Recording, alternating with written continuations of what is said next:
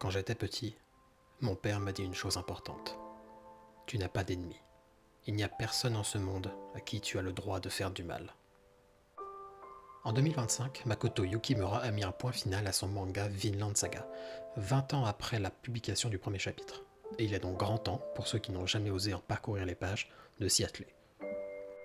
Cette histoire, en 4 grandes parties, raconte les aventures d'un jeune Islandais appelé Thorfinn et sa quête pour établir un pays de paix au Vinland, terre qui correspond au golfe du Saint-Laurent au Canada.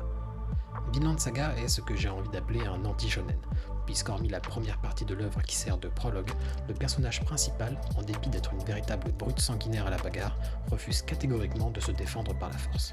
Si certains personnages secondaires donneront au mangaka l'opportunité de dessiner de très belles illustrations de bataille et de barbarie glorifiée, nous ne verrons plus jamais le héros combattre. Sa philosophie est simple, et il la tient de son propre père. Si tu ne me connais pas, tu n'as aucune raison d'être mon ennemi. Même si tu es dans une armée qui fait face à la mienne. Un vrai guerrier n'a pas besoin d'épée, car un vrai guerrier, c'est quelqu'un qui peut régler des conflits sans se battre.